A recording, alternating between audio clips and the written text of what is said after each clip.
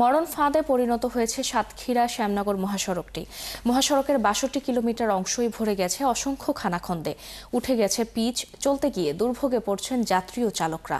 এলাকার মানুষ বলছেন, সড়কটি ঠিক করতে বারবার নামমাত্র কাজ করা হয়েছে। এছাড়া ১৬টি স্থানে ইটের সোলিং করা হয়েছে। এরপরও চলাচলের অনুপযোগী হয়ে পড়েছে সড়কটি। এ অবস্থায় সাময়িক নয়, স্থানীয় সমাধানের দাবি জানিয়েছেন এলাকার মানুষ। বরুণ ব্যানার্জির তথ্য ছবিতে প্রতিবেদন। সাতক্ষীরা শ্যামনগর মহাসড়কের সবশেষ সংস্কার হয়েছিল ২০০০ সালে।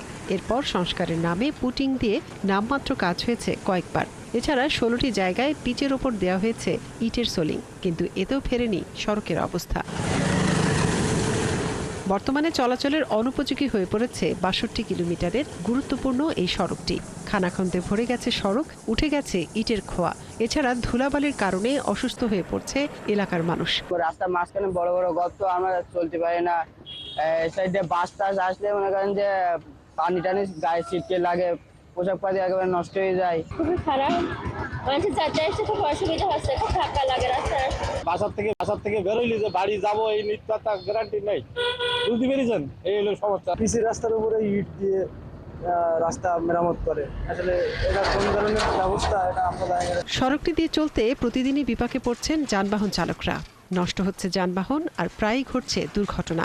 এই রাস্তায় গাড়ি চালাই আমাদের পেটে ভাত যাচ্ছে না। এই রাস্তায় কি গাড়ি চালানো সম্ভব? প্রত্যেকের খুবই কষ্ট। আজকে চাকার বেয়ারিং ভেঙে যাচ্ছে, কালকে চাকা উল্টাই যাচ্ছে। যাত্রীদের রিস্ক, আমাদেরও রিস্ক। পাতি ভেঙে গেলে গাড়ি একদিকে টান দেয়, অ্যাক্সিডেন্ট হয়। এদিকে দায় এড়াতে কোনো রকমের সড়ক ঠিক রাখার চেষ্টা করছে সড়ক বিভাগ। তবে সাময়িক নয়, স্থায়ীভাবে সড়ক সংস্কারের দাবি সচেতন মহলের। জনগণের যাতে আসতে একটু অসুবিধা হচ্ছে, যেন অসুবিধাটা না হয় সেই কারণে আমরা মনে করেন পুটিং এর কাজটা করতেছি। এখানকার রোডস অ্যান্ড হাইওয়েজের যে কর্মকর্তারা আছে তাদের গাফিলতি এবং নীতি নির্ধারকদের গাফিলতি, এই দুটার কারণেই সাতক্ষীরার এই জনদুর্ভোগ।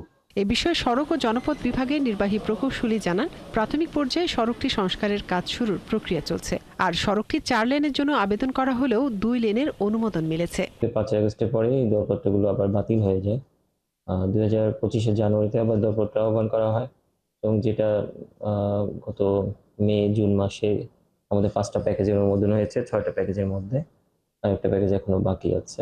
সংস্কার না হওয়ায় দীর্ঘ ২৫ বছরে গুরুত্বপূর্ণ এই সড়কটি বেহাল হয়ে পড়েছে। এতে দুর্ভোগে ৫ উপজেলার ১৫ লাখ মানুষ। দুর্ভোগ কমাতে তাই সড়কটি স্থায়ীভাবে সংস্কারের আবেদন সবার। মনিরা কাজেরি, ৭১।